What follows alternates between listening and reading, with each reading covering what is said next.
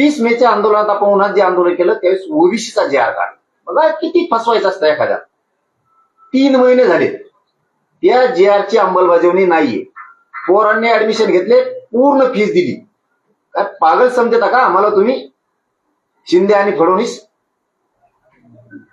समाजाने तुम्हाला गोड बोललो, डोक्यावर घेतलं म्हणून तुम्ही समाजाच्या डोक्यावर मुतणार का?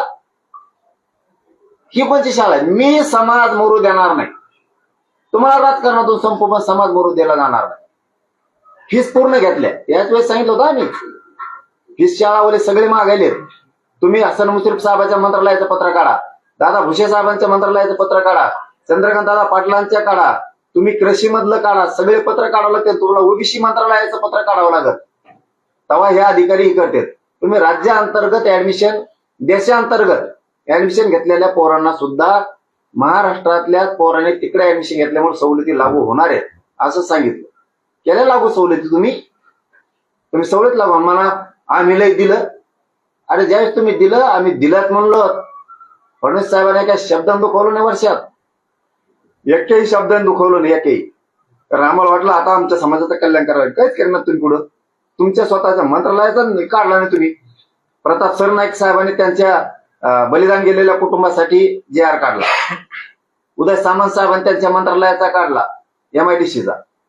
महावितरण मध्ये सुद्धा पोरांना शैक्षणिक पात्रतेनुसार बलिदान गेलेल्या कुटुंबाला नोकऱ्या दिल्या. काढला तुम्ही? काढला जे आर? इथंच भावना कळते तुमचे मराठ्यांविषयी किती पोटदुखी आहे. नसता आम्हाला बोलायची गरजच नव्हती.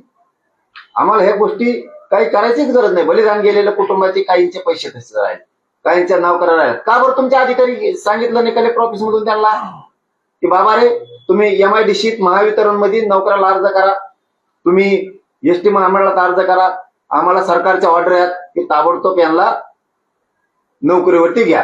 केलं तुम्ही मला आंदोलन सुरू झालं की 6 महिन्यानं सांगितलेले महाराष्ट्रातल्या सगळ्या केसेस मागे घेतल्या तुम्ही. अरे किती जीव घेणार आहे का गरीब समाजाचा? खोटे नाटे गुन्हे दाखल केले पोरांवरती. तू कशामुळे केले? आमच्याच महिलांवरती, आमच्यावरती क्रूर हल्ला केला. पुन्हा त्या भानगडी नाही करायच्या. आता पुन्हा भानगडी नाही करायच्या. वेळे प्रसंगी डाव फिरू शकतो.